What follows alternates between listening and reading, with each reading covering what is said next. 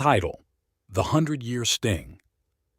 Deep in the far reaches of the universe, where divine retribution is measured not in phrases but in centuries, there came a pronouncement by the Creator.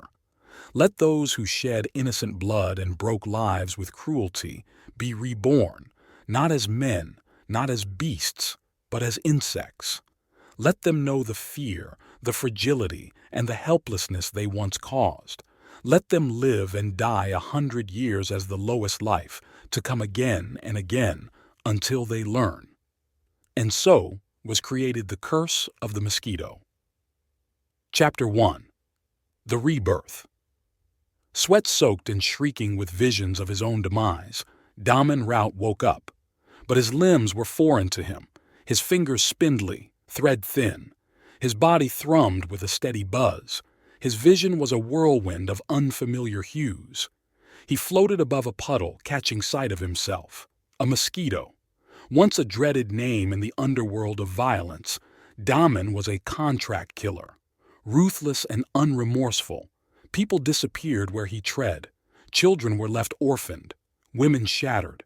He lived like a god until a bullet took him down, but there was no heaven, no hell, only this. Chapter 2. The Sting of Realization. Daman's first urge was hunger. His proboscis, a needle, pulsed. He flew, reeling, to the closest hut where a sleeping girl breathed softly, her wrist exposed. He struck skin, drank, slap. A burning sting, and all went dark, then light. He came to life again. Same mosquito, same curse. Over and over Daman was swatted, scorched, submerged, encased in glass, zapped by devices, and returned every time. No end. Chapter 3. The Gathering. During his 15th year as a mosquito, Daman encountered others such as himself, once human souls. He identified them not by face but by screams, by the fury in their flight, and by the tales they spoke in the wind. Rapists, murderers, torturers, all the cursed ones.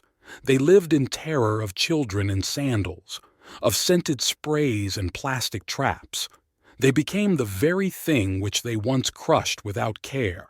Some refused to drink blood and withered into dust. Some begged the sky for mercy. But there was no answer. Chapter 4.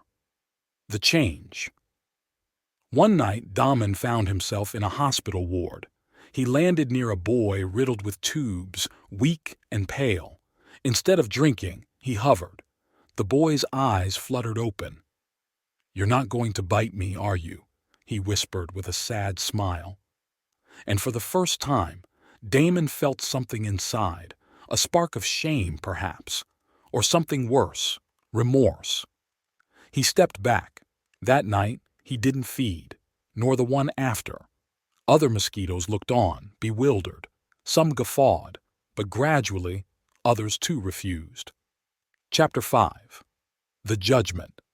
On the 100th year of Daman's wicked existence, a voice spoke, not with words but in the wind, the stars, and every wing beat.